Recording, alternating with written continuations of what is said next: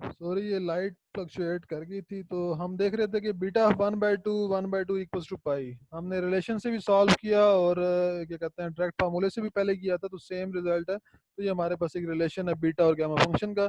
एक और रिजल्ट हमने जो इस पर यूज़ किया कि गैमा ऑफ 1/2 क्या होता है, square root of pi r. Gamma का फार्मूला था integral 0 to ∞ e raise to power minus x x raise to power -1/2 d x equals to square root of pi. तो ये हमने यूज किया। गैमा फंक्शन गैमा ऑफ 1 होता है और gamma of 1/2 pi square root होता है। तो ये रिलेशन था इनके दरमियान। फर्दर एक ये रिलेशन जो एक और है हमारे पास, इसको प्रूफ भी बकायदा है। Show that b of M n equals to gamma of n divided by gamma of m plus n. इसका प्रूफ भी है, तो इसका प्रूफ कर लेते हैं। Answer gamma of m time gamma of n equals to, यहाँ पे वैल्यू पुट कर देते हैं गैमा फंक्शन की और गैमा ऑफ एम की और गैमा ऑफ एन की। तो ये बनेगा integral from 0 to ∞ e raise to power minus x x raise to power m minus 1 d x into integral 0 to ∞ e raised to power minus y raised to power n minus 1 dy। तो put x, तो इस relation में हम क्या करते हैं, x को a square put कर लें और y को b स्क्वायर पुट अगर करें तो इसका मतलब है अगर x a स्क्वायर है तो dx बनेगा 2a da और dy बनेगा 2b db।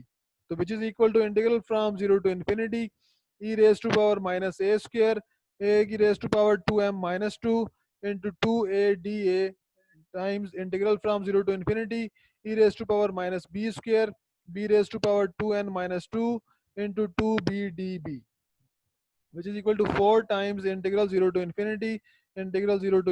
e raised to power minus into a square plus b square into a raised to power 2m। क्योंकि हमारे पास ये 2 कांस्टेंट था, 2 और 2 ये 4 बाहर लिख दिया। बाकी ये a की पावर 1 था, यहाँ पे a की पावर 2m माइनस 2 था, तो आया a की पावर 2m माइनस 1 हो गया। Similarly b raise to power 2n minus 2 था और b की पावर 1 था, तो ये हमारे पास आ गया b raise to power 2n minus 1 d a d b. तो ये हमने e की पावर माइनस ए स्क्वायर था, ये e की पावर माइनस बी स्क्वायर था, तो इनको कंबाइन कर लिया e raise to power minus into a square plus b square. तो ये हमारे पास अब क्योंकि ये 4 टाइम्स था, अब ये हाफ इंटीग्रल हाफ था, इंटीग्रल को जो फुल करना है तो मीन्स हम 1/2 से मल्टीप्लाई करेंगे। तो इसको जब 1/2 से मल्टीप्लाई करेंगे, इसी तरह इसके लिए भी 1/2 से मल्टीप्लाई करेंगे। तो 1/2 इंटू 1/2 1/4, 4 से कैंसिल हो जाएगा और लिमिट्स हमारे पास कंप्लीट हो जाएंगी। इंटीग्रल फ्रॉम माइनस इन्फिनिटी से infinity, integral from minus infinity से इन्फिनिटी। अगर हमने इंटीग्रल को लिमिट्स को हाफ करना हो तो हम 2 से मल्टीप्लाई करते हैं, और लिमिट्स को हमने हाफ की जगह फुल करना हो तो हम हमने 1/2 से मल्टीप्लाई करते हैं। तो हमारे पास ये क्या आ गया, इंटीग्रल फ्रॉम माइनस इन्फिनिटी से infinity, integral from minus infinity से infinity e raised to power minus times a square plus b square a raised to power 2m minus 1 b raised to power 2n minus 1 da db। अब हम further इसको क्या करते हैं, transform करते हैं it into polar form. Next transform it into polar form. Polar form में हमारे पास होता है a square plus b square equals to r square, where a equals to r cos theta, b equals to r sine theta, और हमारे पास r की variation होती है r lies between 0 and infinity and theta lies between 0 and 2 pi. तो ये हमारे पास ये पोलर फॉर्म में ये वैल्यूज होती हैं। ये सर्कल का फार्मूला होता है हमारे पास, तो जाहिर है कि पोलर कोऑर्डिनेट्स पे चेंज करना है, मींस सर्कल के रिस्पेक्ट से हम इसको चेंज करना चाहेंगे। तो हमारे पास ए की वैल्यू है आर कास थीटा, बी की वैल्यू आर साइन थीटा, और आर की वेरिएशन होगी 0 से इन्फिनिटी और थीटा की वेरिएशन होती है 0 से 2 पाई। तो विच इज इक्वल टू हमारे पास फिर क्या बनी limits, integral from 0 to infinity integral from 0 to 2 pi e raise to power minus r square r cos theta raise to power 2m minus 1 r sine theta raise to power 2n minus 1 r d theta. क्योंकि हमारे पास फिर यहाँ पे D x किसके बराबर होगा, r d x d y बराबर होता है आर डी थीटा के। तो which is equal to integral from 0 to infinity. अब मैंने आर वालों को अलहदा कर लिया, e raise to power minus r square, बाकी ये आर की पावर 2m माइनस 1 था और ये आर की पावर 2n माइनस 1 था, तो r raise to power 2m minus 1 plus 2n minus 1 r times integral from 0 to 2 pi cos 2m minus 1 theta sine 2n minus 1 theta और d theta. तो which is equal to, अब हमने क्या किया यहाँ पे हमारे पास आर के साथ यहाँ 2 से मल्टीप्लाई किया तो 2 से डिवाइड भी करेंगे, तो 1/2 times integral 0 to infinity e raise to power minus r square r raise to power 2 into m plus n minus 1, और हमारे पास साथ क्या है 2r dr, और यहाँ पे हमने क्या किया है क्योंकि हमने इंटरवल को क्या किया ब्रेक किया। पहले एक दफा हाफ जब करेंगे तो 0 से पाई होगा, बाय 2 आ जाएगा। एक और दफा हाफ करेंगे तो 0 से पाई बाय 2 हो जाएगा, तो 2 और 2 4 बाहर आ गया। हमने इंटीग्रल को दो दफा हाफ किया है, तो दो दफा हाफ करने की वजह से 2 और 2 4 बार मल्टीप्लाई हो गया। इंटीग्रल फ्रॉम 0 से pi by 2 cos of 2m minus 1 theta sin to the power 2n minus 1 theta d theta। तो हमारा विच gamma of m times gamma of n equals to integral 0 to infinity e raised to power minus r square r raised to power 2 into m plus n minus 1 d of r square into 2 integral 0 से pi by 2 cos 2m minus 1 theta sin 2n minus 1 theta d theta। अब हमारे पास क्या कहते हैं, ये जो 1/2 था और ये 4 था, तो जब मल्टीप्लाई हो सिर्फ 2 रह जाएगा, तो यहाँ पे इस वजह से अब ये 2 रह गया। अब ये फार्मूला किसका बना, अब हमारे पास ये फार्मूला बनेगा m प्लस एन का, क्योंकि हमारे पास ये गैमा ऑफ ये क्योंकि e की पावर माइनस आर स्क्वायर, इधर भी आर स्क्वायर है, वेरिएबल अब आर स्क्वायर हो गया, यहाँ पे भी माइनस आर स्क्वायर, ये भी आर स्क्वायर और ये डी ऑफ आर स्क्वायर। तो बाकी यहाँ पे n माइनस वन होता है, यहाँ पे m plus N minus one है, तो ये फार्मूला बन गया gamma of m plus N का। और ये फार्मूला हमारे पास होता है, ये सेकंड रिप्रेजेंटेशन है बीटा फंक्शन की, which is equal to beta of M N. ये बीटा ऑफ एम एन की रिप्रेजेंटेशन है, 2 टाइम्स इंटीग्रल 0 से pi by 2 cos of 2m minus 1 theta sin of 2n minus 1 theta d theta। ये हमारे पास representation है, second representation of beta function. तो हमें मिल गया gamma of m into gamma of n equals to gamma of m plus n into beta mn। तो hence b of mn या beta of mn equals to gamma of m into gamma of n divided by gamma of m plus n। तो यही relation हमने prove करना था, तो ये हमने प्रूव कर लिया।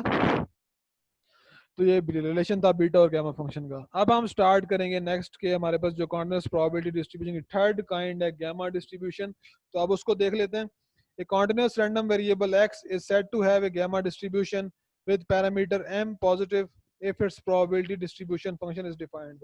देखो continuous random variable अगर x है वो gamma distribution रखता है कब, जब कोई पैरामीटर m के लिए हमारे पास probability distribution function को डिफाइन किस तरीके से किया गया है, f of x equals to 1 over gamma m into x raised to power m minus 1 into e raised to power minus x for where x lies between 0 and infinity। कि हमारे पास ज़ाहिर है गामा फंक्शन ये देखें यहाँ पे involve हो रहा है, तो f of x in terms of gamma function है 1 over gamma of m into x raised to power m minus 1 e raised to power minus x। और ये जीरो होगा एल्सफेयर कि हमारे पास x अगर 0 से इन्फिनिटी मींस पॉजिटिव है, तो हमारे पास ये फंक्शन है गामा गामा डिस्ट्रीब्यूशन के लिए ये फंक्शन होगा, और नेगेटिव के लिए हमारे पास जीरो होगा, जैसे कि गामा फंक्शन में था। A gamma variable with parameter m is usually denoted by gamma of m। The simple integration shows that integral 0 to infinity f of x dx equals to 1 and hence it represents a probability density function। क्योंकि ये continuous probability distribution की बात कर रहे हैं, तो जब भी हम integral over the whole region अगर आंसर 1 आ जाए तो हम कहते हैं ये प्रॉपर प्रोबेबिलिटी डेंसिटी फंक्शन है। तो गामा डिस्ट्रीब्यूशन भी हमारे पास प्रॉपर प्रोबेबिलिटी डेंसिटी फंक्शन होता है, इसको शो कर लेते हैं। तो क्वेश्चन की फॉर्म में show that the gamma distribution is a probability density function या प्रॉपर प्रोबेबिलिटी डेंसिटी फंक्शन। इसका मतलब क्या हुआ, integral from 0 to infinity F of X dx equals to 1, ये हमने शो करना है। असल तो होना चाहिए integral from minus infinity to infinity, पर क्योंकि हमारे पास माइनस इन्फिनिटी से लेकर जीरो तक ये फंक्शन जीरो ही होता है, तो उस पर हम सॉल्व करें ना करें उसको हमने जीरो ही लिखना है। तो डायरेक्ट फिर हमने लिख दिया integral from 0 to infinity F of X dx equals to 1। तो ये अब हम इसको शो करना चाहेंगे। तो by definition of gamma distribution we have integral from 0 to infinity F of X dx equals to integral from 0 to infinity 1 over gamma of m x raised to power m minus 1 e raised to power minus x dx which is equal to 1 over gamma of m integral 0 to infinity x raised to power m minus 1 e raised to power minus x dx। क्योंकि 1 over gamma of m यहाँ पे constant के तौर पे role play करेगा, तो बाकी हमारे पास रह गया integral 0 to infinity x raised to power m minus 1 e raised to power minus x dx। ये फार्मूला किसका होता है, ये फार्मूला भी गामा फंक्शन का होता है।